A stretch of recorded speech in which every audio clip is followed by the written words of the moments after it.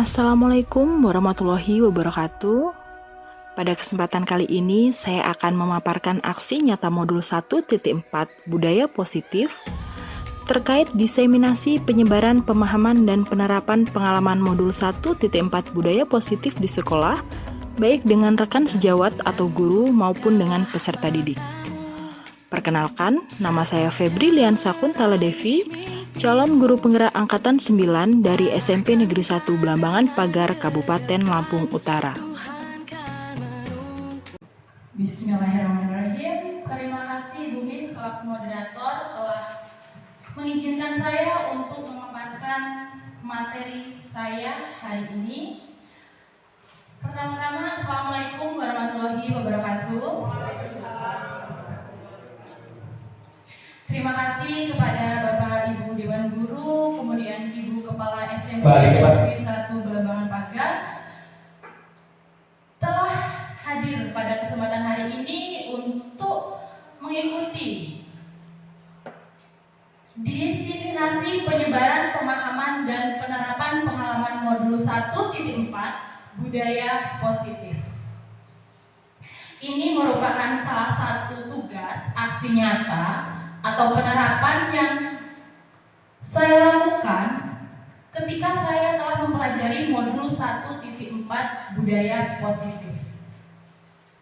Nah, sebelum saya memasuki materi mengenai pemaparan hari ini, saya ingin bertanya kepada Bapak Ibu Guru dulu. Apa sih yang terlintas di pikiran Bapak Ibu Guru ketika saya berbicara tentang budaya positif? Budaya positif itu yang seperti apa sih kira-kira? Ada yang mau berpendapat? Silakan.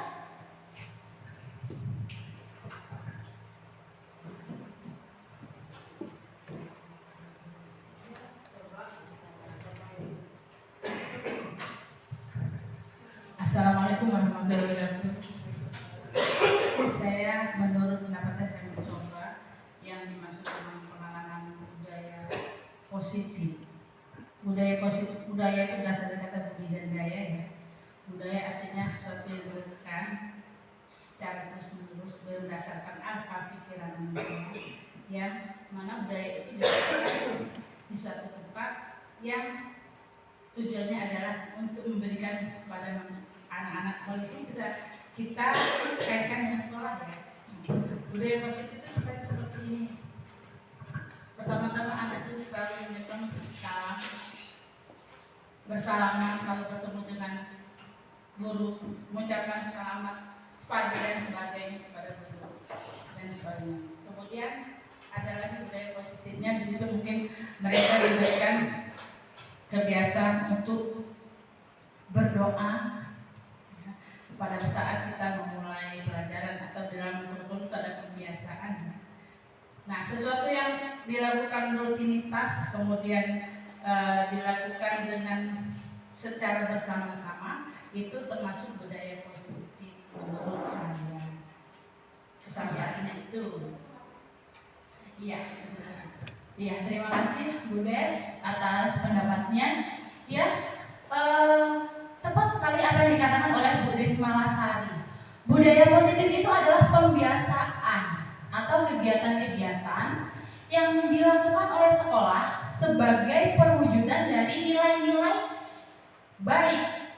Nilai-nilai yang kita anggap baik oleh diri sendiri, lingkungan, maupun negara. Jadi budaya positif itu di sekolah benar. Kita mengucapkan salam itu merupakan salah satu budaya positif. Terus kita berdoa sebelum memulai dan mengakhiri pembelajaran, itu juga termasuk budaya positif yang perlu kita terapkan secara konsisten dan berkelanjutan agar pembiasaan-pembiasaan itu berdampak kepada peserta didik atau warga sekolah. Tidak hanya peserta didik ya Bapak Ibu ya, tapi juga pada dewan guru, kepala sekolah, kemudian penjaga sekolah, semua warga sekolah. Baiklah, Saya sekarang akan masuk pada materi diseminasi penyebaran pemahaman dan penerapan pengalaman modul 1.4 budaya positif. Nah, di sini ada 9 topik yang akan saya paparkan. Di sini saya tidak menggurui Bapak atau Ibu ya. Pastikan Bapak Ibu sudah senior daripada saya, pengalamannya juga pasti lebih banyak. Di sini saya hanya sharing pemahaman atau pengetahuan saya selama pendidikan guru penggerak. Di sini ada 9 item yang akan saya bahas pada hari ini. Yang pertama adalah konsep inti budaya positif.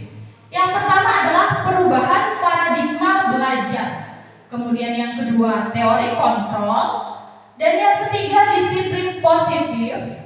Keempat, nilai-nilai kebajikan. Kelima, kebutuhan dasar manusia. Keenam, motivasi perilaku manusia. Ketujuh, posisi kontrol. Kedelapan, keyakinan kelas. Dan yang terakhir, kesembilan adalah segitiga restitusi. Nah, yang pertama adalah pembelajaran dengan paradigma baru. Pembelajaran paradigma baru ini, Ibu pasti familiar dengan kata pembelajaran yang berpusat pada guru dan pembelajaran yang berpusat pada siswa. Nah, kira-kira sekarang ini kita menggunakan paradigma yang mana sih, Bu? Yang berpusat pada guru atau berpusat pada siswa? Berpusat pada siswa. Iya, alhamdulillah ya Bu ya. Nah, pembelajaran yang berpusat pada siswa itu berarti kita mengembangkan potensi peserta didik kita atau siswa kita. Jadi, kita itu hanya menuntun siswa mengembangkan potensinya. Pembelajaran paradigma baru merupakan pembelajaran yang dirancang berdasarkan pembelajaran berdiferensiasi agar peserta didik dapat belajar sesuai dengan kebutuhan berdasarkan tahap perkembangannya. Pada teori psikologi modern untuk mewujudkan profil pelajar Pancasila. Nah, berdiferensiasi ini kita percaya bahwa pembelajaran itu mengutamakan keberagaman pada diri siswa-siswa kita. Kita tidak menyamaratakan peserta didik kita. Jadi, kita tahu karakter-karakter peserta didik kita itu seperti apa sih? Pembelajaran yang harus kita lakukan itu seperti apa sih? Nah, itu termasuk pembelajaran berdiferensiasi. Jadi, pembelajaran yang mengutamakan keberagaman pada siswa sesuai dengan potensi yang dimilikinya. Seperti pemikiran atau filosofi Ki Hajar Dewantara. Nah, Ki Hajar Dewantara berpendapat bahwa pendidikan itu harus menghamba pada murid. Guru itu bertugas sebagai suri tauladan yang tugasnya itu menuntun peserta didik sesuai kodratnya. Kodrat alam itu karakter yang ada pada dirinya, dan kodrat zaman adalah kodrat di mana peserta didik itu tinggal atau hidup. Pada zaman sekarang kan ya Bapak Ibu ya, kita harus menumbuhkan potensi peserta didik itu sesuai dengan sekarang kan era digital.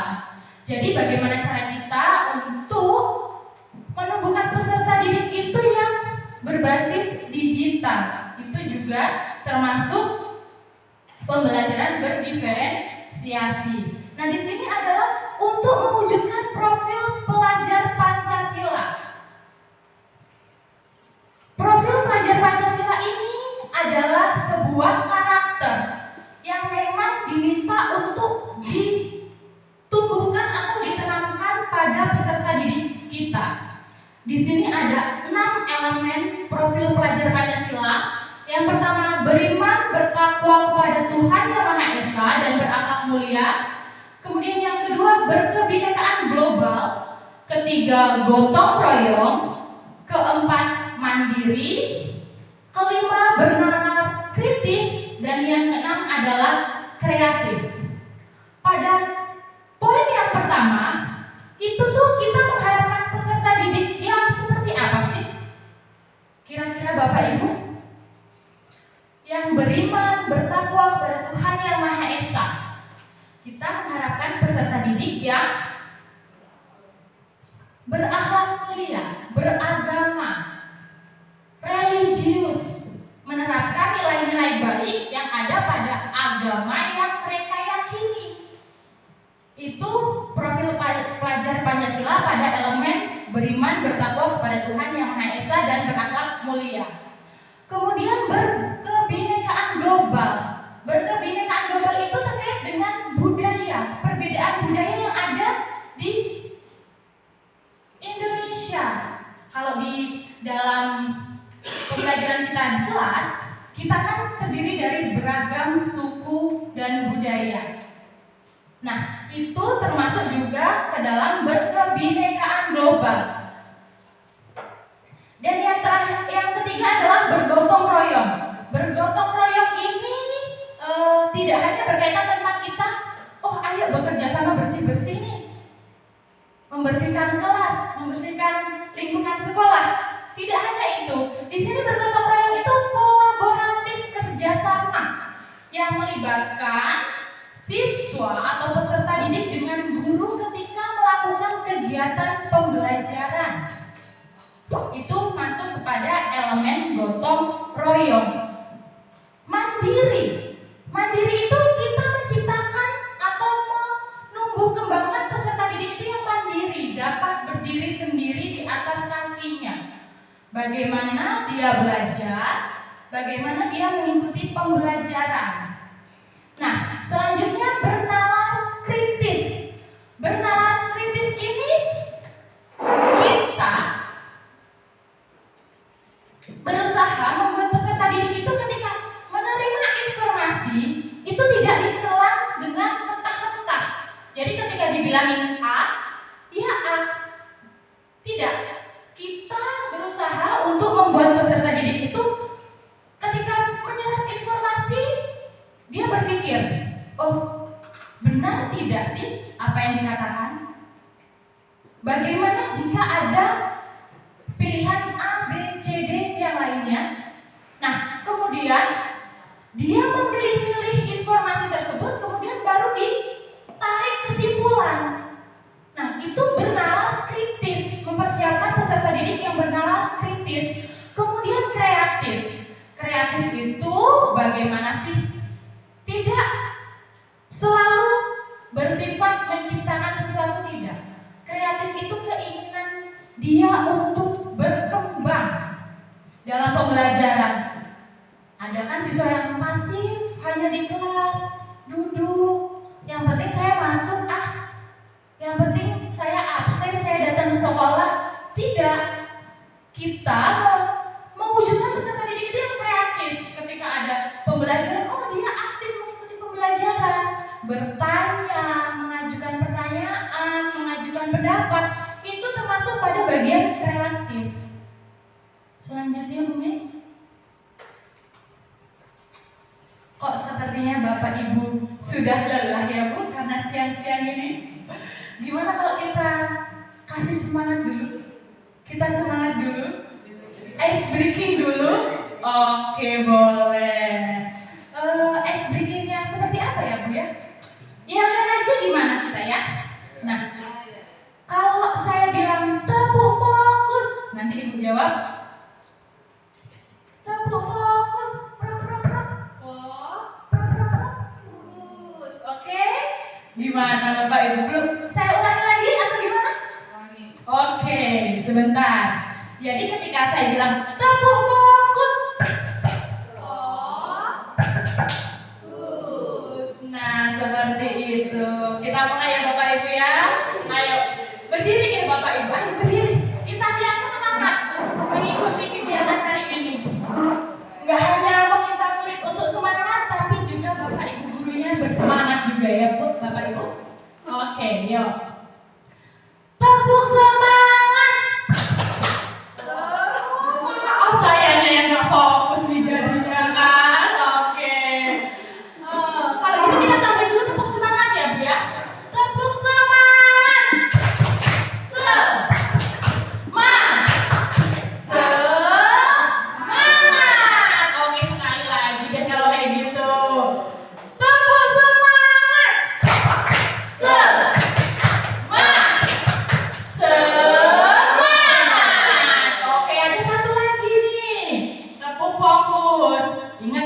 Ibu masih yuk. Tepuk fokus. Oh, Gus. Oke, terima kasih Bapak Ibu. Silahkan duduk kembali. Kita lanjutkan materinya. Udah semangat nih kayaknya. Udah melek lagi nih kayaknya nih ya. Lanjut kita ke miskonsepsi teori kontrol. Miskonsepsi itu adalah konsep yang tidak sesuai di lapangan. Di sini terkait dengan teori kontrol. Ada 4, Bapak Ibu. Ini biasa kita terapkan secara tidak langsung, kita terapkan pada kegiatan kita di sekolah. Yang pertama adalah ilusi guru mengontrol murid. Ilusi guru mengontrol murid. Kita itu tidak bisa, Bapak Ibu, mengontrol orang lain, murid. Kalau murid itu tidak mau berubah atau ada dorongan dari dalam dirinya, motivasi intrinsik. Iya, dari dalam. Sebagai contoh nih, kita minta anak nih. Anak berangkat pagi-pagi dia berangkat masuk kelas. Nah, kita berbicara anak-anak jangan telat ya. Besok hari Senin kita upacara bendera. Anak-anak berangkat pagi datang, tidak telat. Nah, itu termasuk ilusi guru mengontrol murid. Tapi bagaimana ketika guru itu tidak datang, tidak hadir di sekolah?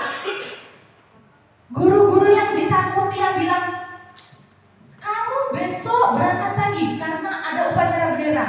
Nah, ternyata anak-anak dapat info nih, guru yang ditakuti itu tidak hadir.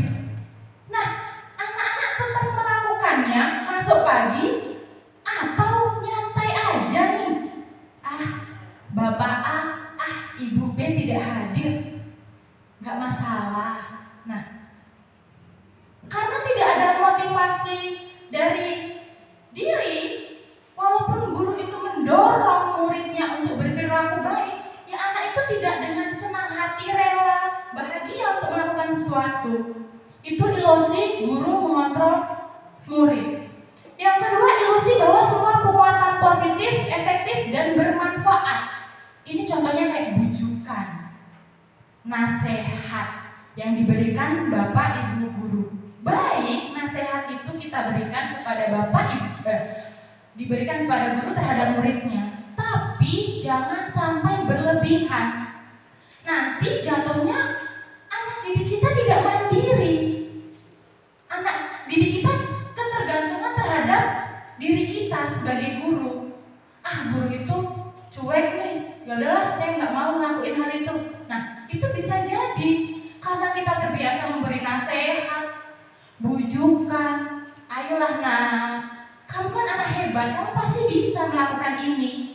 Nah, karena sudah terbiasa dengan nasihat-nasihat bujukan guru-gurunya, jadi tidak ada inisiatif sendiri, yaitu tadi motivasi dirinya belum tumbuh. Ya sudah kan, guru itu cuek sama saya, biasanya dia peduli, saya tidak mau melakukan hal itu. Nah, itu iya, terbiasa disuruh. Jadi ketergantungan membuat peserta didik tidak mandiri. Itu tadi.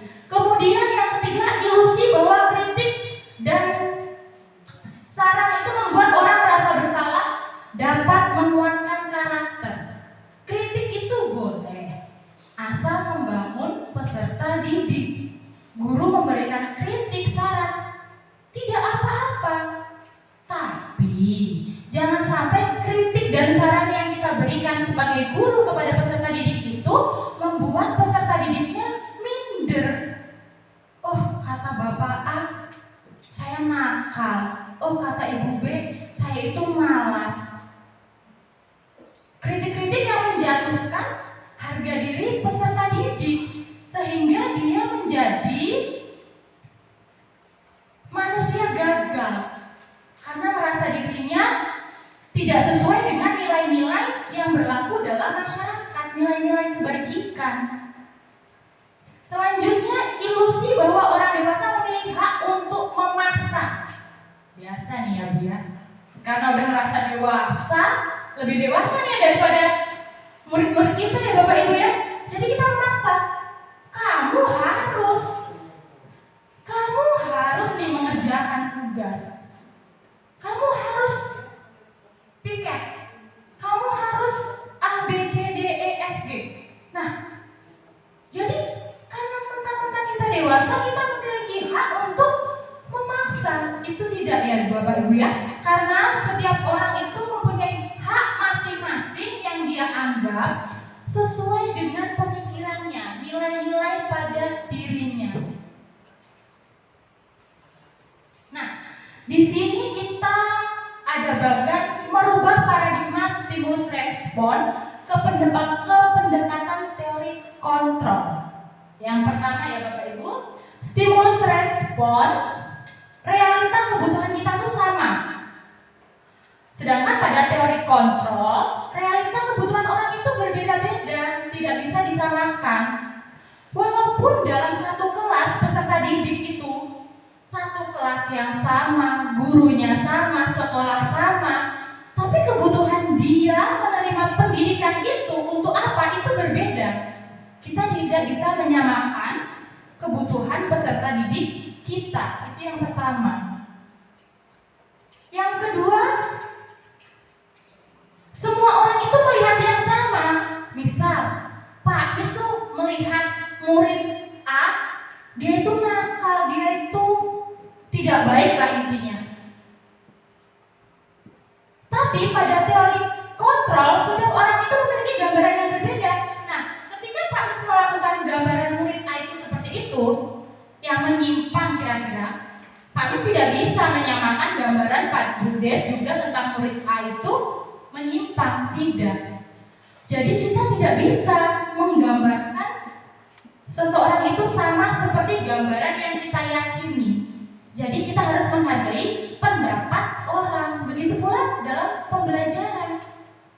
Ketika pembelajaran kita meminta pendapat peserta didik kita, oh ternyata ini pendapatnya tidak sesuai dengan yang kita inginkan. Kita jangan langsung menjudge. Nggak seperti itu nak, jangan seperti itu. Itu tidak sesuai, tidak. Karena mungkin ada elemen-elemen yang mempengaruhi dia atau yang membuat dia memiliki pemahaman yang dia ungkapkan. Selanjutnya kita mencoba mengubah orang agar berpandangan sama dengan kita. Itu stimulus respon. Teori kontrol, kita berusaha memahami pandangan orang lain tentang dunia. Jadi ini pendapat. Kita harus menghargai pendapat murid-murid kita sesuai apa yang ada di pikirannya dan diyakini sesuai dengan nilai-nilai kebajikan yang dia yakini. Selanjutnya, perilaku buruk dilihat sebagai suatu kesalahan. Itu stimulus respon. Tapi pada teori kontrol, semua perilaku itu memiliki tujuan, Bapak Ibu. Misalnya, anak terlambat ke sekolah. Kita jangan langsung marah-marah. Biasanya ya Bapak Ibu ya, apalagi guru piket, guru BK ini agak-agak menakutkan untuk anak-anak. Pasti menjudge nih. Kenapa kamu terlambat nak? Sana keliling lapangan, sana bersihkan lingkungan sekolah. Tidak, kita tanyakan terlebih dahulu alasannya Bapak Ibu ya. Kenapa nak kamu terlambat? Alasan apa? Kalau misalnya dia berbicara, saya keasikan game bu, saya keasikan chat bu sama pacar saya. Kita cari solusinya. Lain kali nah, gamenya dikurangi, chat dengan pacarnya siang hari, jadikan tidak kesiangan. Nah itu jadi kita tanya dulu tuh, karena tidak semua perilaku buruk itu ya, tidak semua itu perilaku buruk, karena pasti memiliki tujuan setiap perilaku. Selanjutnya, orang lain bisa mengontrol saya pada stimulus respon, sedangkan teori kontrol hanya saya yang dapat mengontrol saya. Iya, benar. Hanya diri kita yang mempunyai kendali atas diri kita. Kita mau bersikap seperti apa, murid kita mau bersikap seperti apa, itu hanya dirinya yang dapat mengontrol perilakunya. Selanjutnya, saya bisa mengontrol orang lain. Itu stimulus respon. Teori kontrol, Anda tidak bisa mengontrol orang lain. Iya benar, kita tidak bisa mengontrol orang lain. Kita tidak bisa meminta anak untuk A, B, C, D kalau tidak ada motivasi intrinsik pada dirinya untuk melakukan perilaku tersebut. Selanjutnya, pemaksaan ada pada saat bujukan gagal. Misal nih, anak sudah diberi aturan, kok dilanggar terus? Akhirnya kita paksa. Kalau sampai kamu tidak melakukannya, kamu harus keliling lapangan.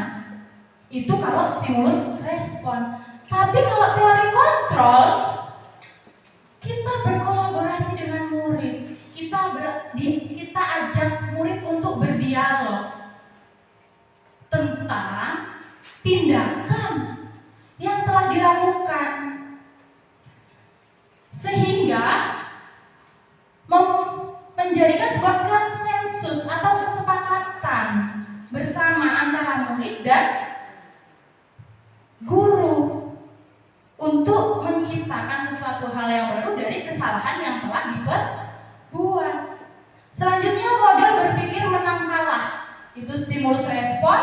Dan untuk teori kontrol itu metode berpikir menang atau kalah. Nah, di sini model berpikir menang kalah itu biasanya terkait dengan guru itu selalu benar, siswa itu tidak selalu benar. Jadi yang menang guru, yang kalah siswa tidak. Kita harus metode berpikir menang-menang, win-win. Ya Bapak Ibu ya.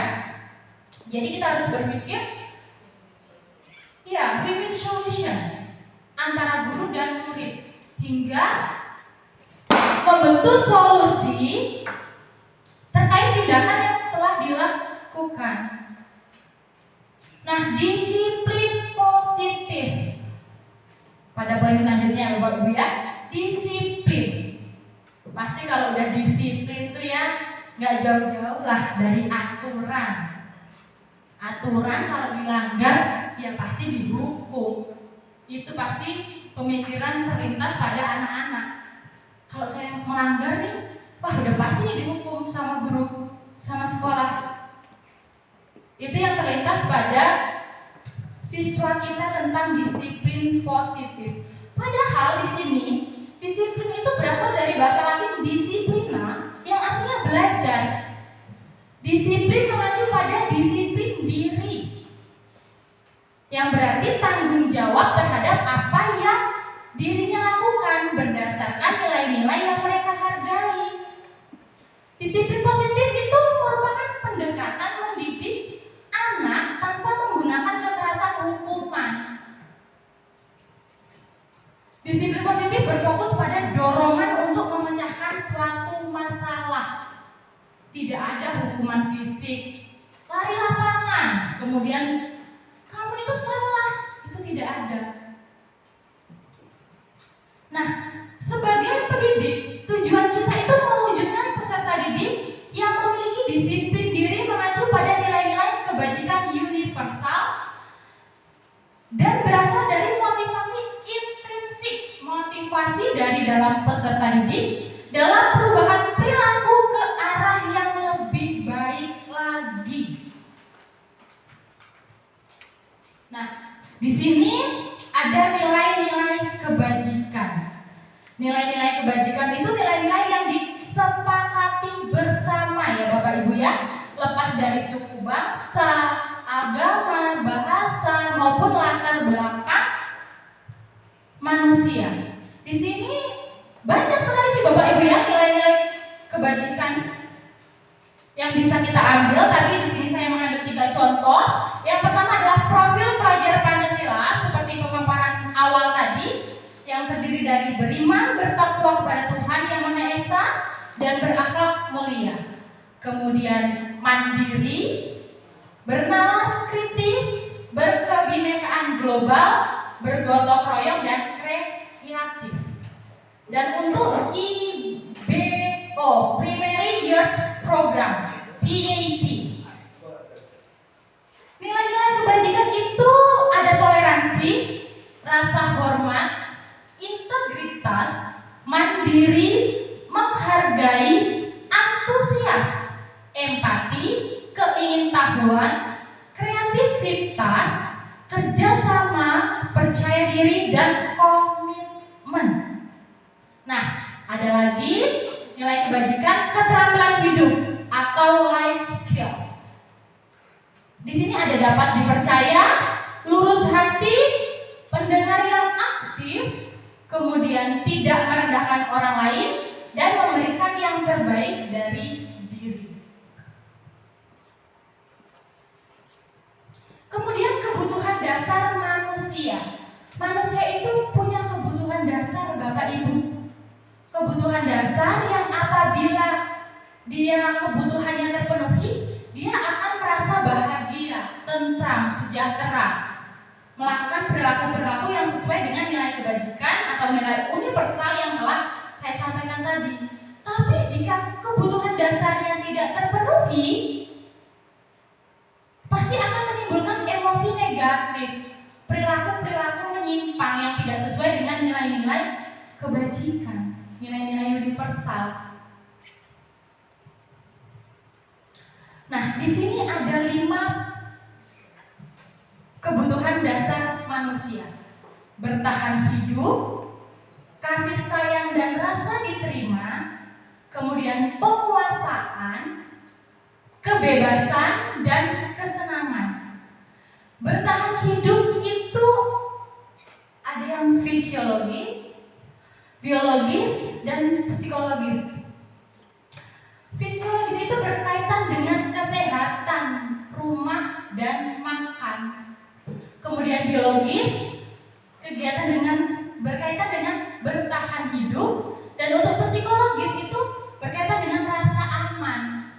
Misalnya Bapak Ibu ya, ketika siswa tidur di kelas atau siswa makan di kelas, kita nanti dulu marah-marahnya, kita tanya dulu, siapa tahu dia lagi sakit, makanya dia tidur di kelas. Kebutuhan dasarnya, kesehatannya tidak terpenuhi, makanya dia tidur di kelas. Ada lagi siswa lagi makan. Ketika kita ngajar nih asik-asik, kok siswa itu kriuk makan ternyata di kelas. Kita tanya dulu, kita berdialog dulu dengan siswa. Kenapa anak kamu makan di kelas? Kita kan punya kesepakatan keyakinan kelas. Nah, ternyata waktu dia mau berangkat sekolah, dia belum sarapan dan dia merasa lapar. Jadi kebutuhan untuk bertahan hidupnya pada kebutuhan fisiologis makanan, dia tidak terpenuhi. Jadi setiap perilaku itu ada alasannya. Kebutuhan dasar apa sih atas perilaku itu yang tidak terpenuhi? Itu. Kemudian yang kedua, kasih sayang dan rasa diterima. Kebutuhan akan hubungan dan koneksi sosial, kebutuhan untuk memberi dan menerima kasih sayang, dan kebutuhan untuk merasa menjadi bagian dari suatu kelompok. Misalnya Bapak Ibu ya, sering sekali kan kita buat anak untuk pembelajaran berbasis kelompok. Terus dalam satu kelompok itu ada siswa yang ternyata nggak aktif, kok diem aja, nggak ngerjain. Dilaporin tuh sama teman sekelompoknya, Bu, si A ini kok gini loh Bu, tidak mau kerja, hanya diam saja. Capek kami Bu. Nah, kita tanyakan dulu, kita panggil siswanya dulu, kita ajak berdiskusi, kenapa? Oh, ternyata saya itu masuk kelompok yang kelompoknya tuh anak-anaknya tuh nggak akrab Bapak Ibu dengan saya. Jadi kok mereka asik tersendiri Bu dengan kelompok yang sudah dibuat Ibu tapi tanpa saya. Nah itu, jadi kebutuhan rasa diterimanya di kelompok itu tidak terpenuhi. Makanya anak itu diam saja ketika melakukan tugas kelompok. Selanjutnya penguasaan. Keinginan untuk dianggap berharga. bisa membuat perbedaan, bisa membuat pencapaian, kompeten, diakui dan dihormati. Ini biasanya anak-anak yang memiliki nilai intelektualnya baik, pengetahuannya lebih baik dibanding anak-anak lainnya. Jadi ketika diminta mengerjakan tugas, langsung dia kerjakan tugas. Yang lain jangan sampai nyontek, karena saya terlihat nilainya bagus pada mata pelajaran ini. Itu termasuk pada bagian penguasaan, ingin menunjukkan kemampuan dirinya. Peserta didik itu ingin menunjukkan kalau saya itu bisa dengan pembelajaran, misal Ibu Uci, seperti itu. Selanjutnya kebebasan. Kebebasan itu kemandirian memiliki pilihan dan mampu mengendalikan arah hidup seseorang. Misalnya, kan ada ya Bapak Ibu, peserta didik itu yang kinestetiknya itu lebih menonjol dibanding yang lainnya. Jadi ketika guru memberikan pembelajaran yang berbasis ceramah, bosan dia ngerasa kok nggak bebas, dengerin aja loh Bu saya ini Bu, gitu. Peserta didik berpikir seperti itu. Jadi untuk menciptakan kebebasan peserta didik itu kita harus sebagai guru harus menyiapkan lingkungan pembelajaran yang nyaman, menyenangkan dan inovatif, Bapak Ibu guru. Jadi kebebasan anak itu akan terarahkan. Selanjutnya kesenangan ya Bapak Ibu. Ketika ada murid yang tertawa, jangan sensi dulu dong Bapak Ibu. Kenapa kamu tertawa? Lagi pelajaran Ibu nih. Dengan gayanya Ibu guru yang yang pokoknya saya. Kenapa kamu? Jangan seperti itu Bapak Ibu. Iya, itu egois. Ya tadi, pendidikan berpusat pada guru, tidak. Pendidikan berpusat pada murid. Tidak apa-apa, kita kan harus melakukan pembelajaran yang nyaman dan menyenangkan bagi peserta didik kita. Selanjutnya motivasi perilaku manusia. Di sini motivasi perilaku manusia itu ada 3 aspek yang melatar belakangi. Yang pertama itu untuk menghindari ketidaknyamanan atau hukuman. Yang kedua untuk mendapatkan imbalan atau penghargaan dari orang lain. Dan yang ketiga itu untuk menjadi seorang yang mereka inginkan dan menghargai diri sendiri dengan nilai-nilai yang mereka percaya. Pada poin yang pertama, untuk menghindari ketidaknyamanan atau hukuman. Nih Bapak Ibu, sering kan kita lihat anak didik kita, mereka itu berangkat pagi untuk ikut upacara atau tepat mengumpulkan tugas. Itu karena apa sih? Karena takut terhadap hukuman yang kita berikan. Bukan karena dia tergerak dari hatinya, motivasi intrinsik dalam dirinya, bukan.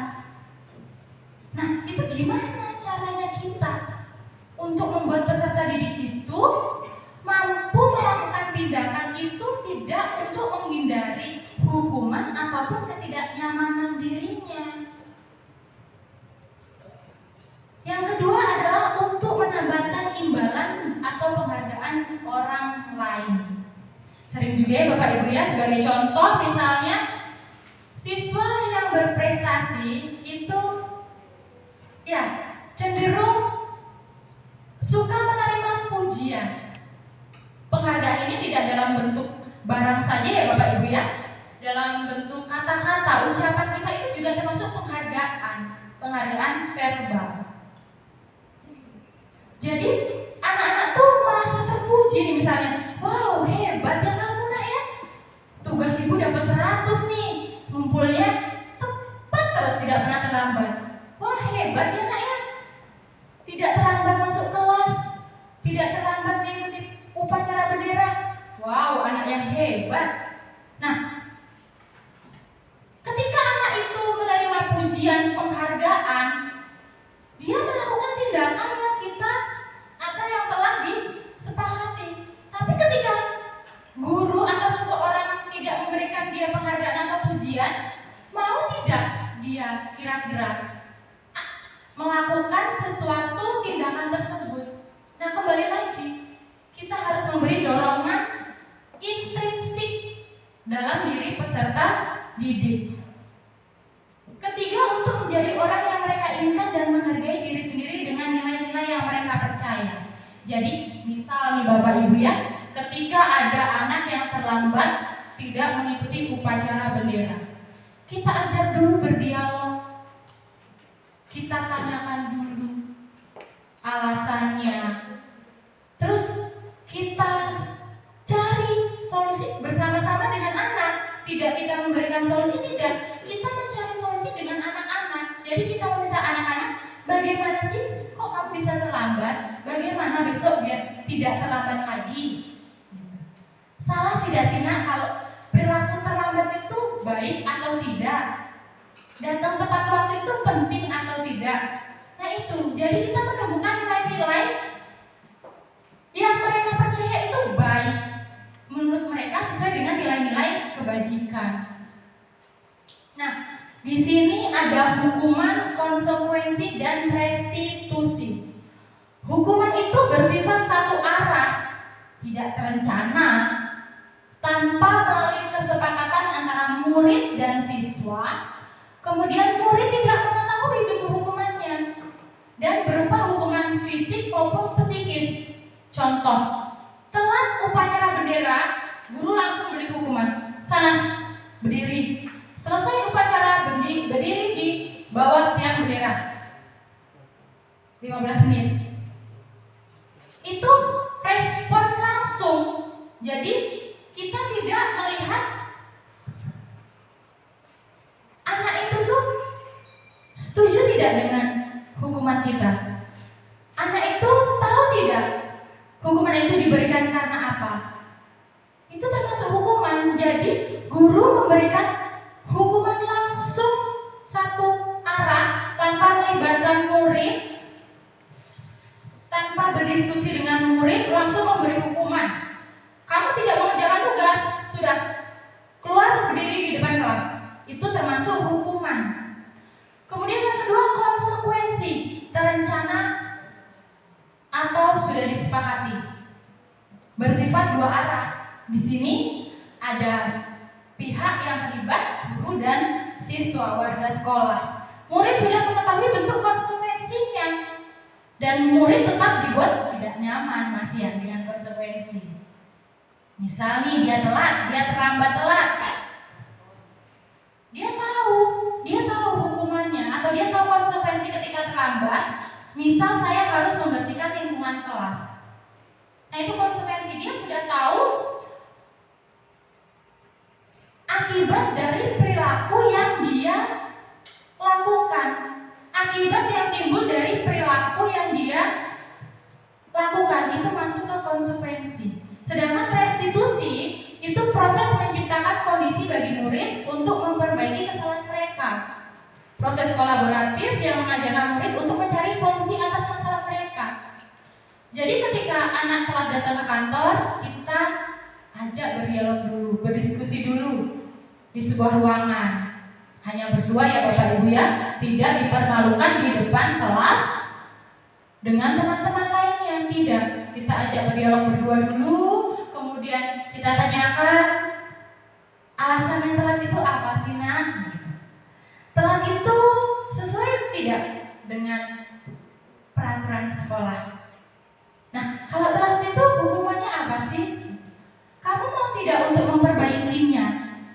Bagaimana cara kamu memperbaikinya nak? Biar kamu tidak terlambat lagi. Terus siswa itu mengungkapkan, oh saya harus begini. Saya harus bangun pagi, saya harus tidak bergadang, saya harus pasang alarm. Itu solusi-solusi yang anak itu ciptakan. Jadi kita membuat anak itu untuk mencari solusi atas kesalahan tindakan mereka. Nih, 5 posisi kontrol: penghukuman, membuat rasa bersalah, teman, pemantau, dan manajer. Nah, Bapak Ibu di posisi mana nih? Posisi penghukum atau posisi membuat rasa bersalah, posisi teman, pemantau, Ada lagi? Bu Uci bilang teman nih Bapak Ibu.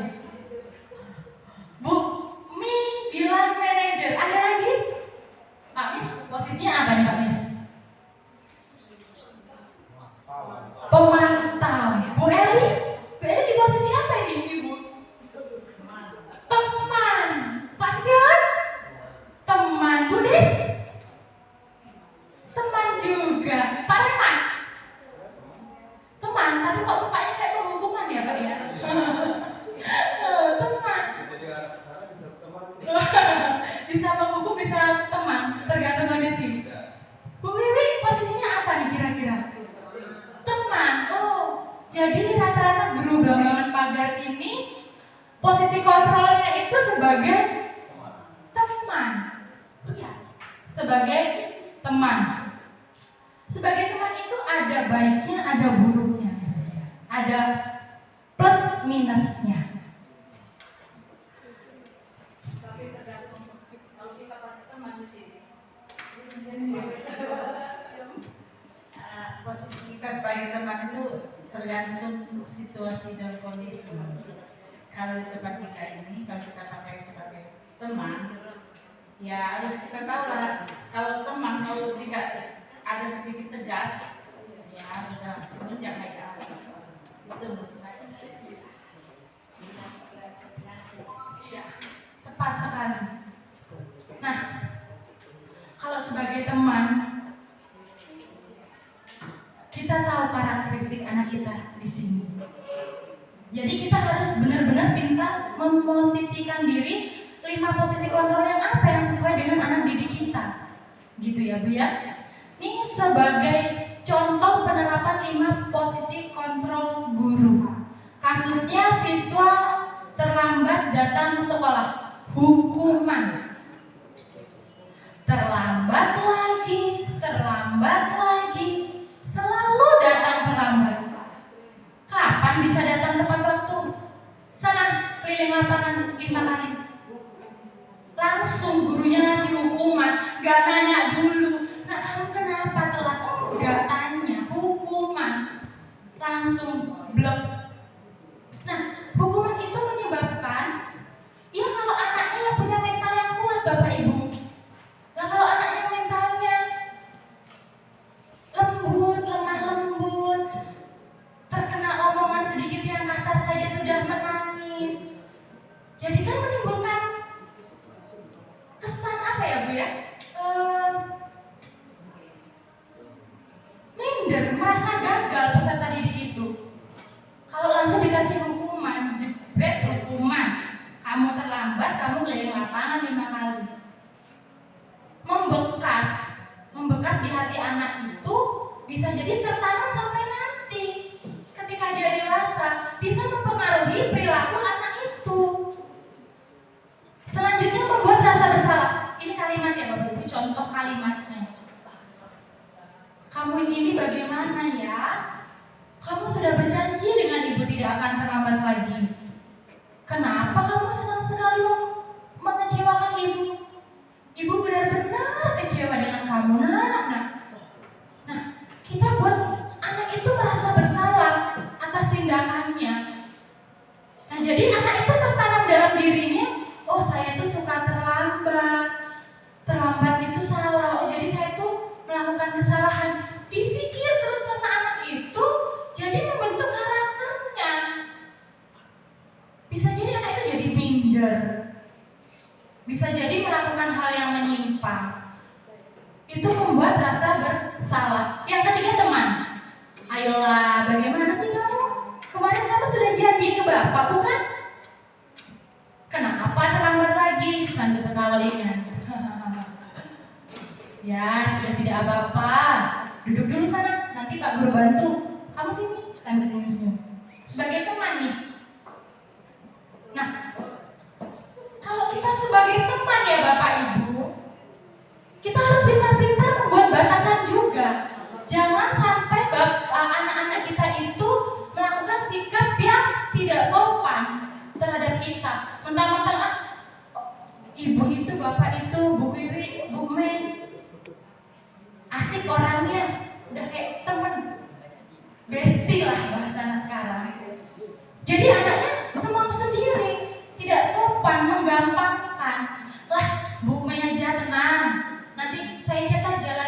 saya nggak datang sekolah. Nah, jadi kan perilaku menyimpang tumbuh karena dia merasa saya diperlakukan sebagai teman. Walaupun kita memperlakukan anak didik kita sebagai teman, kita harus juga memiliki batasan. Tetap saya itu guru kamu, ada norma-norma nilai kebajikan yang harus kita terapkan dalam lingkungan sekolah. Selanjutnya pemantau. Kamu sudah melanggar peraturan sekolah. Kamu tahu kan konsekuensinya? Setelah melanggar atas, kamu bisa bersih-bersih lingkungan kelas.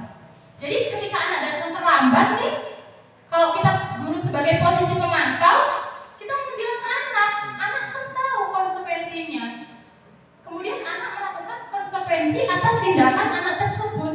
Sudah, kita hanya mengamati saja, tidak ada ikut campur. Itu sebagai pemantau. Iya, kalau anaknya yang memang tanggung jawab, yang punya motivasi intrinsik dalam dirinya.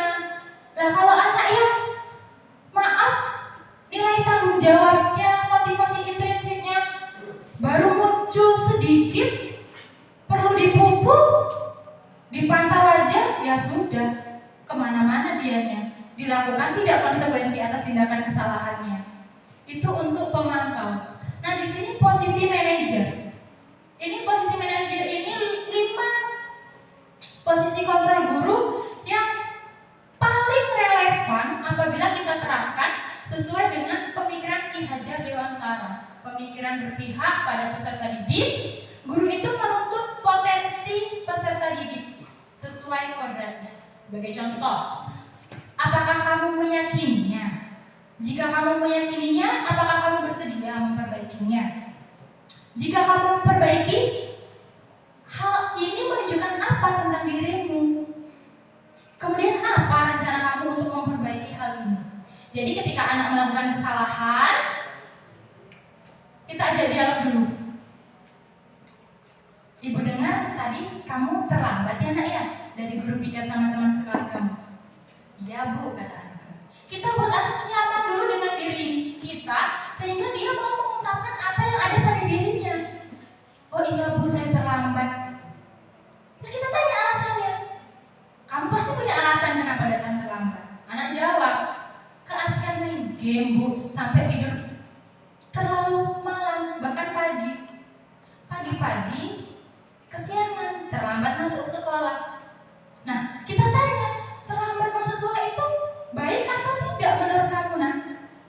Dia akan berpikir, baik nggak ya terlambat ini? Gitu. Setelah dia mengungkapkan, tidak baik. Nah, kalau tahu tidak baik, nilai kebajikan apa sih dilanggar? Nilai-nilai apa yang kamu langgar nak? Dia berpikir, nilai apa yang saya langgar ya? Dengan terlambat itu, oh disiplin bu, saya tidak disiplin. Nilai disiplin yang saya langgar bu. Nah, setelah dia tahu nilai disiplin yang dia langgar, kita tanyakan, nah kemudian kamu mau nggak sih nak memperbaikinya? Anak itu kalau kita dorong, kita beri dorongan, kita aja beri dialog, pasti dia akan menjawab, ya bu saya mau memperbaikinya. Kita tanyakan lagi, solusinya di mana ya nak ya kira-kira? Dia pasti akan menjawab, oh saya nanti nggak main game sampai malam lagi lah bu, sampai jam 8 aja. Terus saya mau tidur biar besok tidak kesiangan. Nah itu, dia berpikir, oh solusi yang dia timbulkan dari masalah itu. Nah sekarang, tadi kan sudah pemaparan posisi kontrol, 5 posisi kontrol.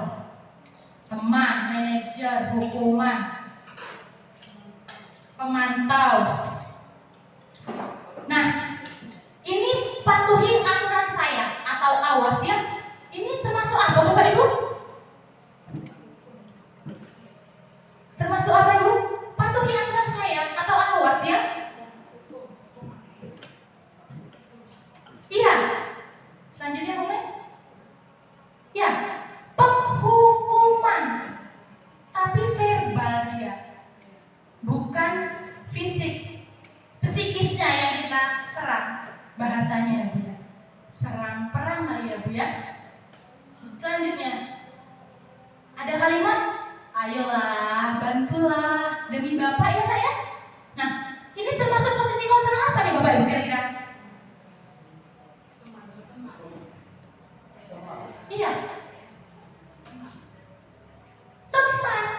Karena kita berbicara santai dengan anak. Ayolah, bantu ibu, bantu bapak. Nah, ada lagi nih. Sanksi atau konsekuensinya apa ya Nak? Nah, itu masuk apa tuh? Penghukum, teman, pemantau, manajer, yang mana? Selanjutnya Bu? Konsekuensi. Karena kita tanyakan konsekuensinya kepada anak. Dia tahu tidak konsekuensi atas tindakan yang dilakukan. Nah, yang ini, ibu sangat kecewa sekali dengan kamu Nak. Bapak sangat kecewa sekali dengan kamu Nak. Ini termasuk posisi kontrolnya mana ibu? Bapak? Yang mana? Pemantau, membuat rasa bersalah, penghukum.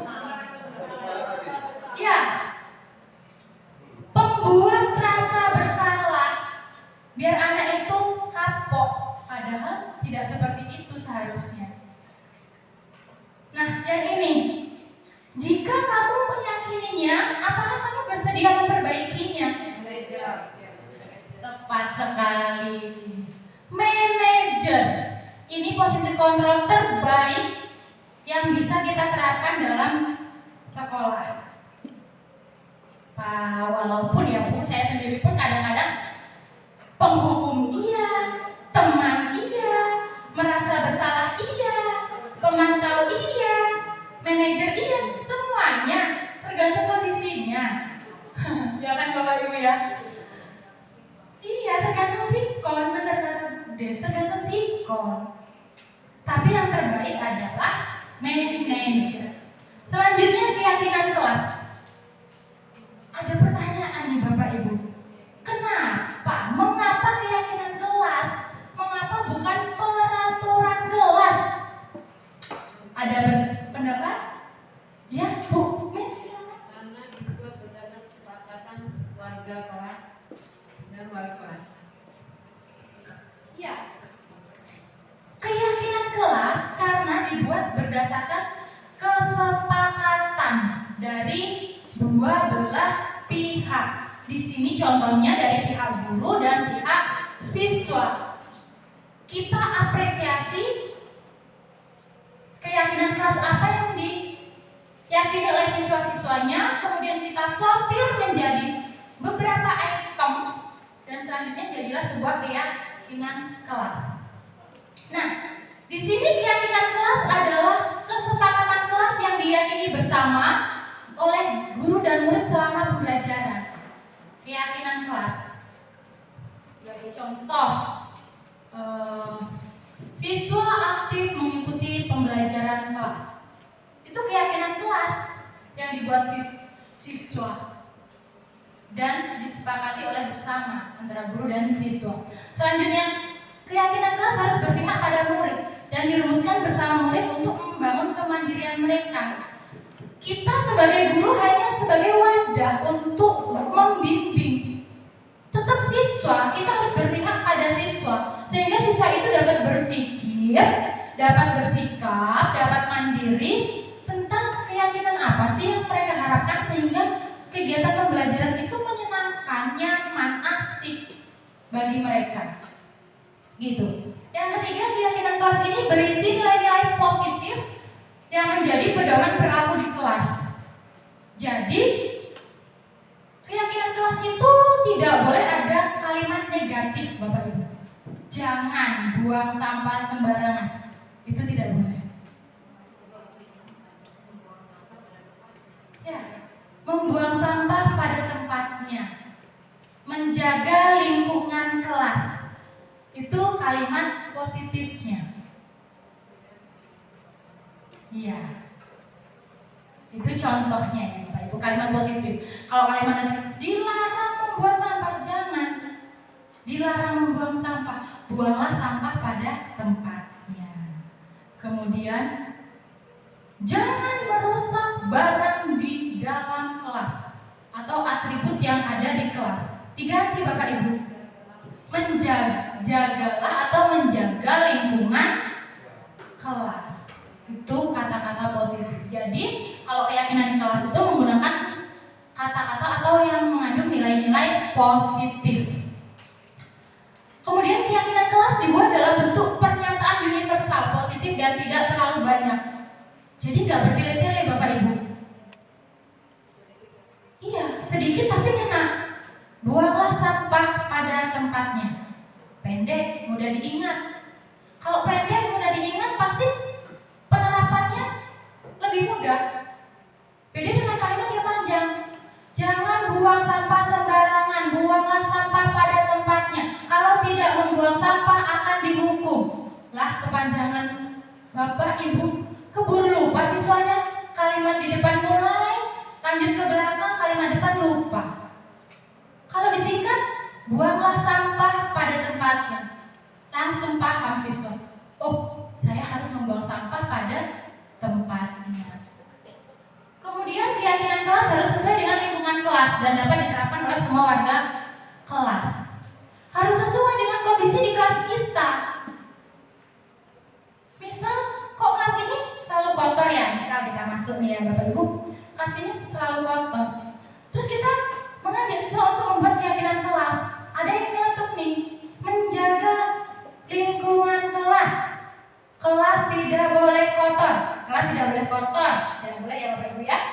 Tapi kita ubah kalimatnya. Kalimat negatif yang dari siswa kita rubah menjadi kalimat positif. Menjaga lingkungan kelas, membuang sampah pada tempatnya. Selanjutnya keyakinan kelas diterapkan sebagai salah satu cara dalam membangun budaya positif. Dengan keyakinan kelas membuang sampah pada tempatnya, contohnya ya Bapak Ibu, kita membuat anak itu disiplin atau kebiasaan sikap budaya positif, melakukan tindakan positif, tidak membuang sampah pada tempatnya. Dengan pembiasaan, otomatis dengan motivasi dirinya akan tumbuh. Ketika kita melakukan pembiasaan, anak didik pun seperti itu. Iya, karena terbiasa, otomatis akan muncul dorongan dari dalam dirinya, dorongan intrinsik dalam dirinya, sehingga tanpa ada pemantau, tanpa ada orang, tanpa ada apapun, ada sampah di depan dia nih, tapi nggak ada orang sama sekali. Tapi kalau ada motivasi dari dalam dirinya, motivasi intrinsik dalam dirinya, diambillah sampah itu, dibawa ke tempat sampah, walaupun tidak ada yang melihat. Nah, ini contoh keyakinan kelas yang pernah saya buat pada awal semester baru lalu di kelas 7, saya sebagai wali kelasnya. Yang pertama, menghormati. Semua siswa diharapkan untuk menghormati satu sama lain, guru, teman, dan warga sekolah. Saling menghormati. Kemudian komunikasi. Semua siswa diharapkan untuk bersikap sopan dan santun dalam setiap kegiatan pembelajaran. Jadi sopan santunnya tetap kita tumbuhkan dalam kegiatan pembelajaran, dalam berpendapat. Gunakan bahasa yang sopan. Gunakan bahasa Indonesia yang baik dan benar. Tepat sekali Ibu. Kemudian kehadiran. Siswa harus datang tepat waktu serta tepat waktu untuk setiap sesi kelas. Jadi siswa datang tepat waktu, kemudian pas ganti jam, ya siswa sudah siap di kelas. Itu keyakinan. Keyakinan yang telah kita buat. Kemudian partisipasi. Semua siswa diharapkan untuk aktif dalam setiap kegiatan pembelajaran. Nah, di sini kita bagaimana caranya untuk berpartisipasi aktif? Jadinya kita sebagai guru harus membuat pembelajaran yang nyaman, menyenangkan, inovatif, sehingga siswa itu tertarik untuk melakukan kegiatan pembelajaran bersama dengan kita. Jujur, siswa harus berani mengakui kesalahan dan mengungkapkan kejadian dengan jujur. Jadi kita membentuk pembiasaan untuk siswa itu tidak berbohong. Hal sekecil apapun ya Bapak Ibu ya. Misalkan juga anak itu melakukan tindakan karena dia takut untuk mengakuinya, dia berbohong. Nah, ini kesepakatan kelas juga yang telah disepakati.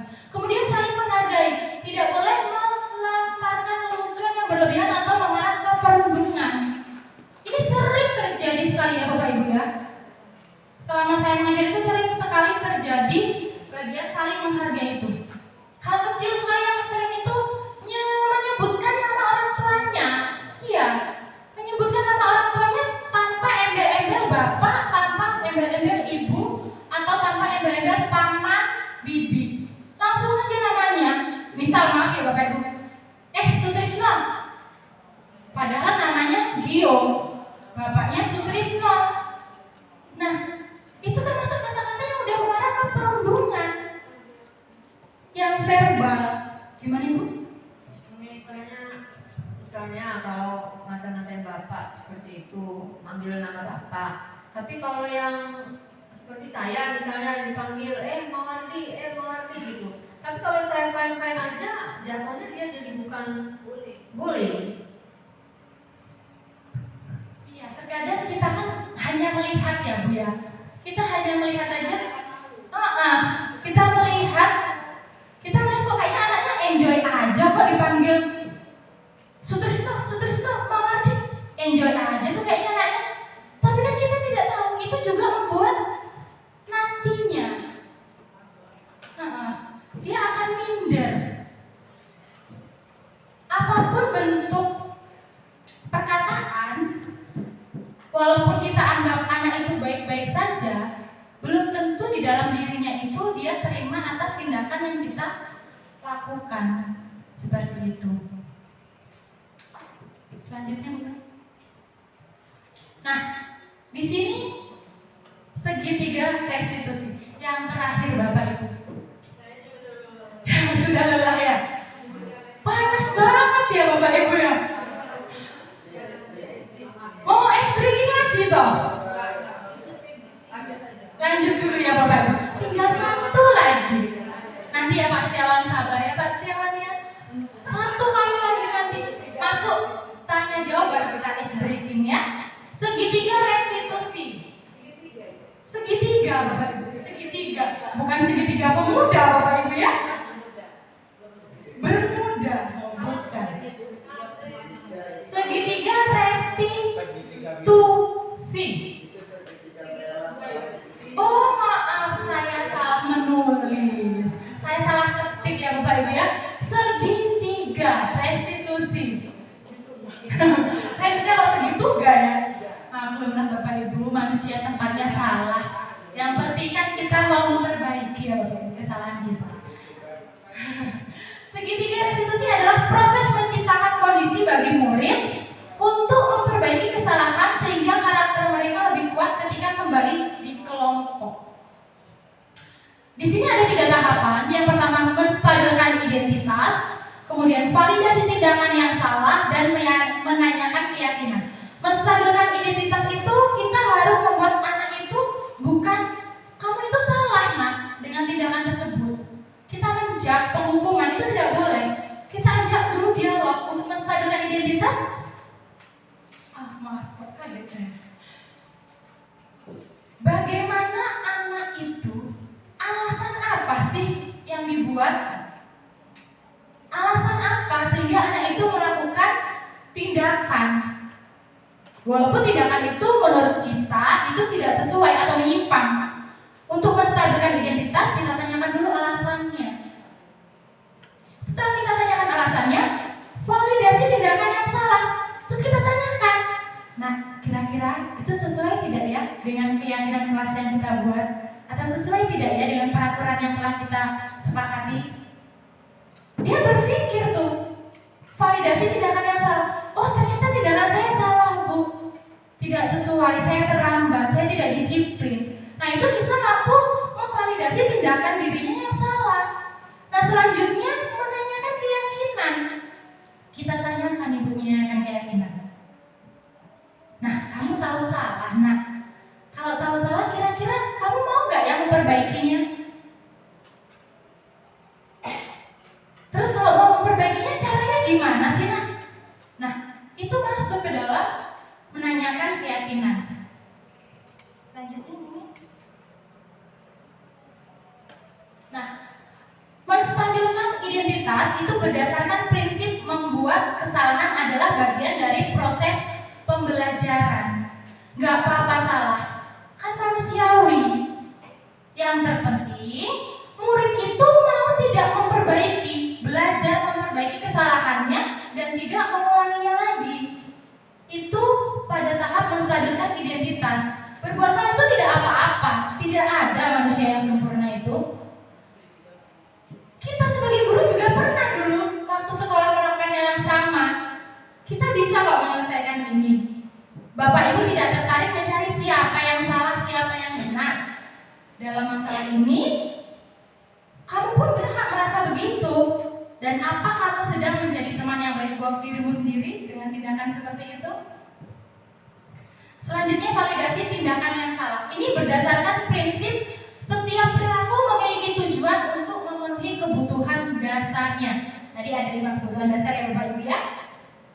Kebutuhan hidup, rasa diterima dan kasih sayang, penguasaan, kesenangan, dan kebebasan. Padahal kamu bisa melakukan yang lebih buruk dari ini ya. Kamu pasti punya alasan mengapa melakukan hal ini. Kamu patut bangga pada dirimu sendiri nak. Karena kamu telah melindungi sesuatu yang penting menurutmu. Kamu boleh mempertahankan sikap ini, tapi kamu harus menambah sikap baru. Kemudian menanyakan keyakinan. Berdasarkan prinsip teori kontrol bahwa pada dasarnya kita termotivasi secara intrinsik. Nah, ini lagi yang kita tekankan Bapak Ibu. Motivasi intrinsik dari dalam diri peserta didik. Kita harus menumbuhkan motivasi intrinsik pada peserta didik. Sebagai contoh, apa kita percaya sebagai kelas atau keluarga? Apa nilai-nilai umum yang kita telah sepakati? Apa bayangan kita tentang kelas yang ideal? Dan kamu mau jadi orang yang seperti apa? Nah, ini ada contoh segitiga restitusi. Kasusnya Reval merusak hiasan dinding di kelas yang dibuat bersama-sama teman sekelasnya untuk memperingati hari kemerdekaan. Nah, menstabilkan identitas. Kita ajak siswa berdialog dulu. Hanya berdua ya Bapak Ibu ya. Saya tekankan lagi, hanya berdua, tidak rame-rame. Nanti nonton bola, layar tancap namanya ya Bapak Ibu ya, kalau rame-rame ya. Iya. Jadi hanya berdua, membuat suasana nyaman agar peserta didik mampu mengungkapkan apa yang ada dalam diri. Reval, tahu tidak alasan ibu panggil ke kantor nak? Reval menjawab, tahu Ibu Febri. Karena apa ya nak? Reval menjawab,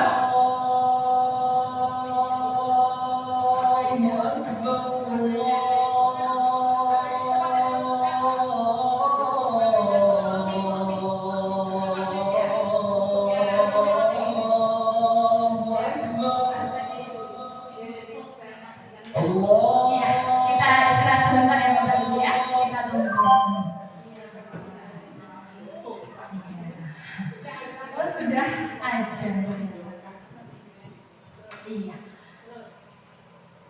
Kita lanjutkan ya Bapak Ibu ya. Oke. Ibu Febri bertanya, karena apa ya nak kamu dipanggil di kantor? Dijawab sama Reval, karena merusak hiasan kelas Bu. Ibu Febri, benar sekali. Ibu panggil Reval karena ada laporan dari teman sekelas dan guru BK atau guru BK kalau Reval itu merusak hiasan dinding kelas. Menurut Reval tindakan itu sebuah kesalahan atau bukan? Dijawab sama Reval, kesalahan Bu. Nah, Ibu Febri menjawab, baiklah, tidak apa-apa membuat kesalahan.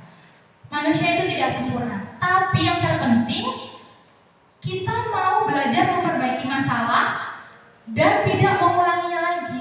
Kita mencari solusi bersama-sama ya nak atas permasalahan ini. Itu masuk ke tahap menstabilkan identitas. Lanjut ke validasi tindakan yang salah. Tanya alasannya. Reval, ibu tanya. Reval pasti punya alasan. Kenapa Reval melakukan tindakan tersebut, merusak dinding yang merusak hiasan dinding di kelas. Nah, Reva jawab, saya tidak sengaja Bu, saya itu lihat-lihat aja, saya pegang, ketarik dia, sobek. Terus dijawab sama Ibu Febri, lain kali lebih berhati-hati ya Nak ya. Nah, menanyakan alasan itu termasuk pada validasi tindakan yang salah. Nah, ini menanyakan keyakinan, tahap menanyakan keyakinan. Sekarang Ibu tanya dengan Reva, merusak hiasan dinding kelas itu sesuai tidak dengan keyakinan kelas yang telah dibuat, yang kita sepakati bersama? Reva jawab tidak Bu. Lanjut, Ibu Febri, keyakinan kelas yang apa sih Nak? Yang bagian mana yang kamu langgar? Dijawab sama Reva, dia kan berpikir pasti ya Bu ya. Bagian mana nih ya? Keyakinan kelas yang mana nih yang saya langgar? Oh, menjaga lingkungan kelas Bu, dengan tidak merusak barang di kelas. Terus Ibu Febri memberi pertanyaan, menurut Reva menjaga lingkungan kelas dengan tidak merusak barang di kelas itu penting tidak? Jadi kita mengajarkan anak Bu, biar dia berpikir, tahu gak sih tindakannya itu salah atau benar, tindakannya itu baik atau tidak, seperti itu. Selanjutnya Reva jawab, penting Bu, karena dengan kita menjaga lingkungan kelas dengan tidak merusak barang di kelas, kita nyaman untuk berada di kelas melakukan pembelajaran. Ibu Febri, benar sekali Reva, menjaga lingkungan kelas dengan tidak merusak barang yang ada di kelas merupakan cerminan tanggung jawab dalam diri kita. Jadi sekarang apa yang akan Reva lakukan untuk menyelesaikan masalah ini? Nah, kita membuat anak untuk berpikir, mencari solusi atas tindakannya. Nah, Reva berbicara, saya akan memperbaiki hiasan dinding. Oh, itu solusi yang ditawarkan oleh Reva. Dia memperbaiki hiasan dinding di kelas, kemudian meminta maaf dan lebih hati-hati dalam bertindak, kata Reva. Ibu Febri bilang, ya sikap Reva sudah baik. Dia mau minta maaf, bertanggung jawab dengan tindakan yang dia lakukan. Reva jawab, ya Bu, kemudian baiklah, sekarang Reva bisa kembali ke kelas ya Nak. Baik Ibu, terima kasih. Nah, itu tadi pemaparan dari saya tentang budaya positif di sekolah. Kurang lebih seperti itu. Saya minta maaf bila ada salah-salah kata atau kurang nyaman ya. Saya kembalikan kepada moderator. Terima kasih. Ya, beri aplaus kepada Ibu Febri. Bagus sekali isi materinya ya tentang diseminasi penerapan budaya positif di sekolah. Setidaknya kita sudah menangkap maksud dan tujuan isi dari materi ini. Nah, bagaimana ibu-ibu dan bapak-bapak, masih tetap semangat kan? Karena kita masih ada sesi berikutnya. Masih semangat? Kalau tidak, kita ice breaking dulu ya Ibu Febri. Iya, Ya, berdiri dulu, kita ice breaking. Berdiri dulu, ayo kita. Berdiri, ayo kita Berdiri. berdiri. Ini atas permintaan Pak Setiawan, dia mau ice breaking. Jadi saya ada ice breaking semut dan gajah. Jadi bapak-bapak ibu-ibu, semut itu kan kecil semut. Tapi kalau bapak ibu saya tunjuk semut, bilangnya kecil tapi tangannya besar. Jadi kebalikan, gajah besar tapi tangan ibu bapak kecil. Oke? Sekarang kita coba semut.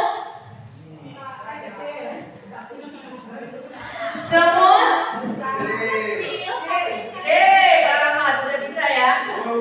Gajah besar tapi tangannya kecil. Oke, sekarang kita mulai. Semut gajah, gajah. Oke, benar kan Ibu Febri dari pagi tadi? Benar Ibu, benar ya. Walaupun hati-hati tapi bisa. Kayaknya pagi tadi ngantuk-ngantuk ternyata masih konsentrasi ya. Senang sekali bagus ya. Semut gajah, semut. Kecil.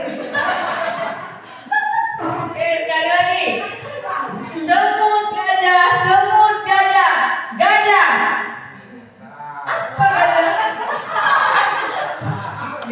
kira nggak konsen ini yang masih muda kayak. Kok yang masih Pikirannya kemana-mana. Ya terima kasih Bapak sekalian, boleh duduk kembali, tepuk tangan untuk kita semua. Kemudian kita akan memasuki acara berikutnya yaitu sesi tanya jawab. Jadi sesi tanya jawab ini hanya 5 menit. 5 menit dibatasi dengan 3 pertanyaan dan 2 sanggahan. Jadi apa yang ditanya nanti akan dijawab dengan Ibu Febri dan ada boleh 2 sanggahan. Artinya kalau Bapak tidak setuju atau Ibu tidak setuju, ikut Bapak menyanggah ya. Oke. Sekarang kita beri kesempatan penanya pertama, mohon perkenalkan diri, namanya siapa, kemudian mengajar apa. Silakan. Ayo siapa? Ayo Mas Tio mau bertanya? Oh Pak Rahmat mau bertanya? Pak Rahmat. Ya. Baik, Assalamualaikum warahmatullahi wabarakatuh. Waalaikumsalam warahmatullahi wabarakatuh. Sedikit saya mempertanyakan masalah miskonsepsi tentang teori kontrol, ya. Tolong bisa ditanyakan lagi ya kira-kira? Nah ini miskonsepsi kontrol ini. Ini karena masalah ini agak bagaimana ya? Jadi di sini saya timbul tentang memaksa anak untuk mengerjakan tugas. Ini kan tentu memaksa ya, artinya miskonsepsi kan. Nah ini pengajuannya apakah tidak bisa dibuat model lain dalam tentang teori kontrol tadi, gitu maksud saya, ya memaksa tadi. Karena anak ini kalau nggak dipaksakan, gitu kan, tidak akan mengerjakan tugas dengan dalih pasti setiap anak yang tidak mengerjakan tugas pasti mendapat hukuman. Biasanya seperti itu setiap sekolahan kan. Nah jadi apakah ada konsep-konsep lain yang memungkinkan anak ini supaya mengerjakan tugas itu tanpa ada paksaan, gitu? Itu kira-kira pertanyaan saya. Terima kasih. Assalamualaikum warahmatullahi wabarakatuh. Waalaikumsalam warahmatullahi wabarakatuh. Bagaimana Ibu Febri mau langsung dijawab atau menunggu 3 pertanyaan? Langsung 3 pertanyaan. Langsung jawab. Baiklah, terima kasih Pak Rahmat atas pertanyaannya. Terkait miskonsepsi teori kontrol. Miskonsepsi itu kan konsep yang tidak sesuai, tapi masih sering kita lakukan di lapangan ketika melakukan pembelajaran. Tadi Pak Rahmat tanya tentang tugas, memaksa anak untuk mengerjakan tugas, karena kalau nggak mengerjakan tugas nanti dapat hukuman, kata Pak Rahmat. Gimana kita, ini ada solusi.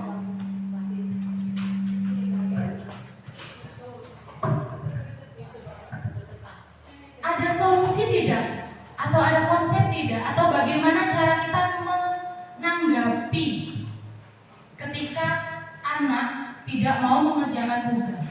Nah di sini ada 2 cara dari pemahaman saya Bapak ya setelah mempelajari modul budaya positif tentang teori kontrol.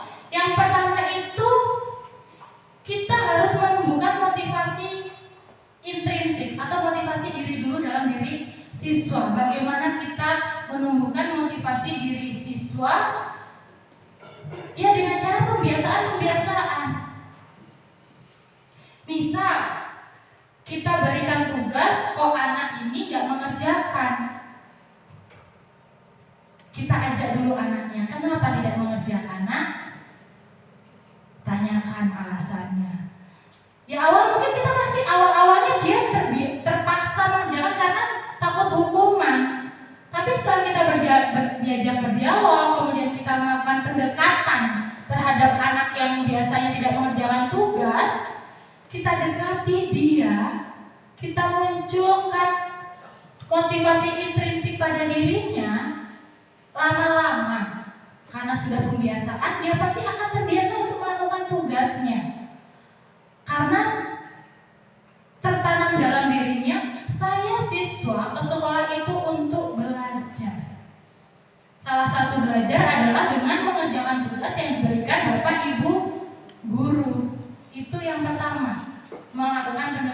untuk menumbuhkan nilai intrinsik peserta didik.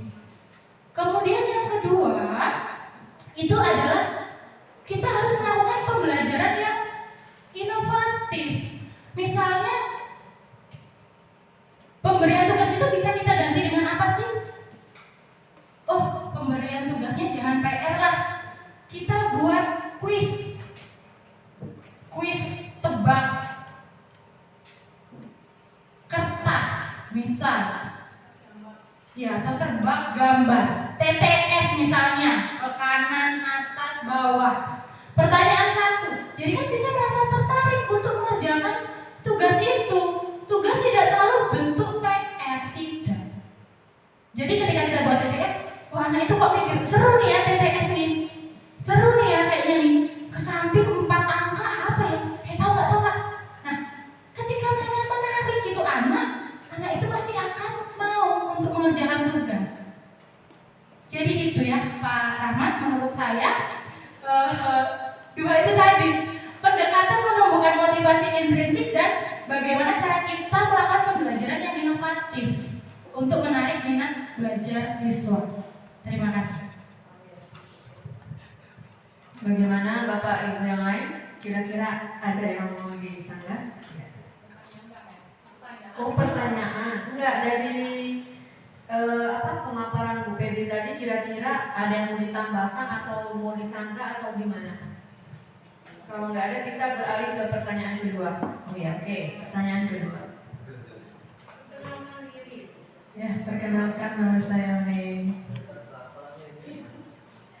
Yang saya ingin tanyakan, sebenarnya kita memang belum kurikulum merdeka. Nah, di sini ya saya sedikit demi sedikit belajarlah supaya tidak terlalu buta tentang kurikulum merdeka. Yang saya ingin tanyakan, di sini ada pembelajaran paradigma baru, merupakan pembelajaran yang dirancang berdasarkan pembelajaran berdiferensiasi. Nah, di sini saya ingin agar Bu Febri menjelaskan pembelajaran yang berdiferensiasi. Ya, seperti apa agar peserta didik dapat belajar sesuai dengan kebutuhannya. Terima kasih.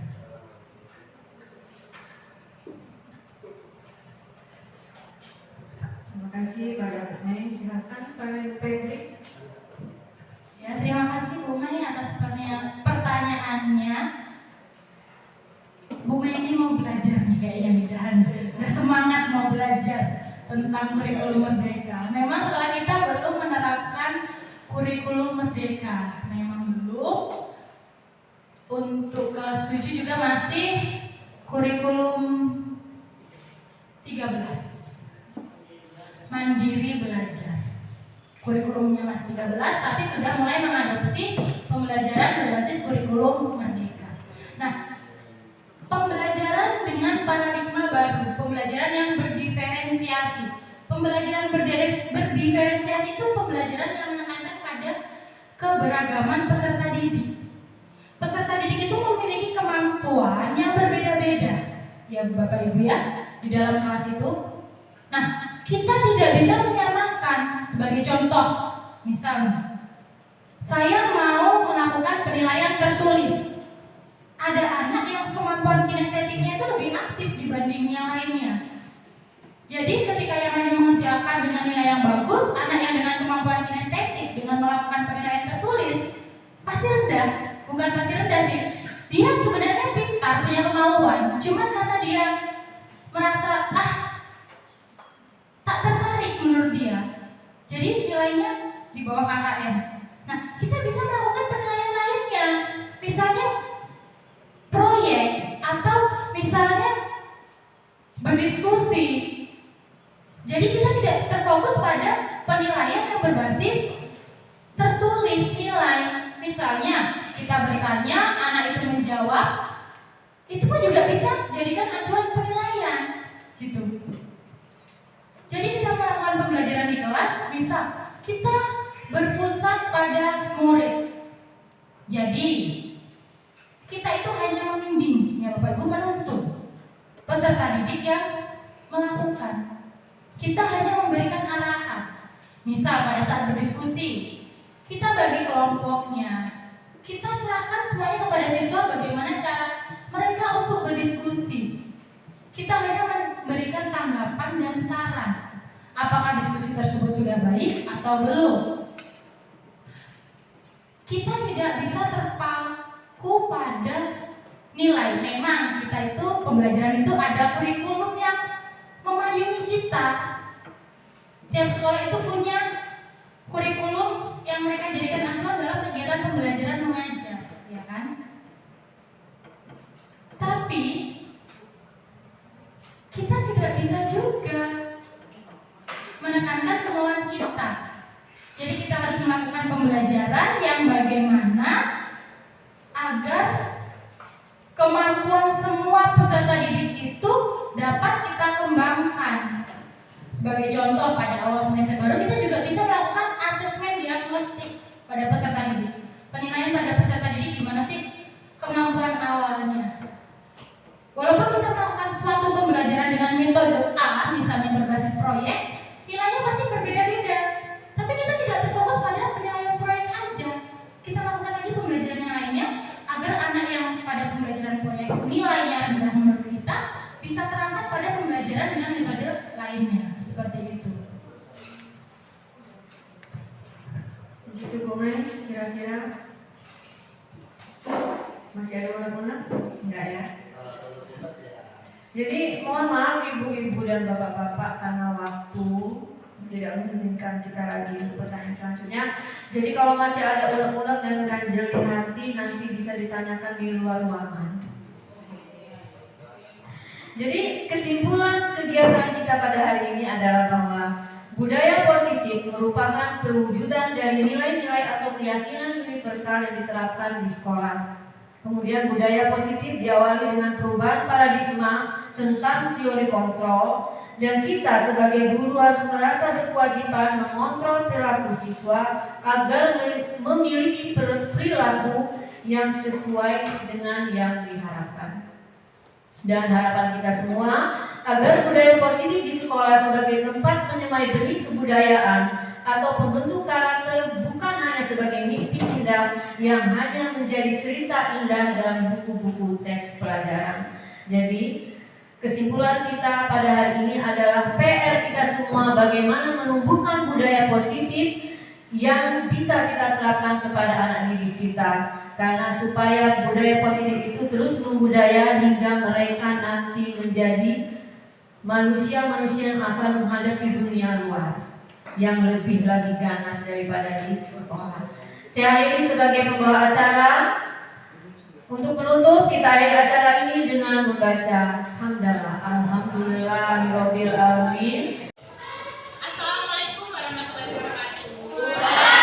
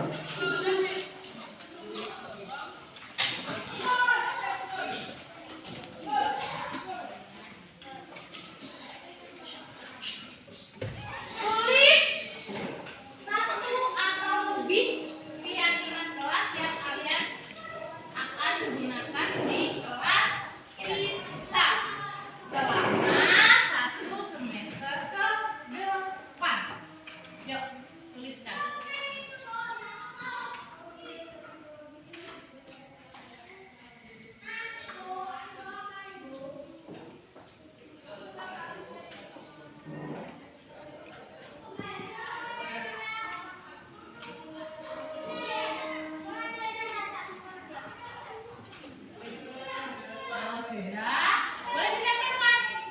Maju ke depan, tempelkan sini saya. Satu-satu ya. Aditya udah? Silakan Aditya. Kenapa aku nanti? Oke. Nah, good. Ada lagi? Kalau udah selesai, kamu selesai. Gak apa-apa. Satu-satu ya.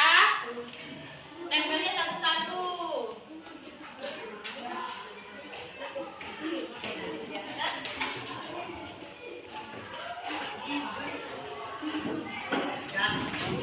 Ayo.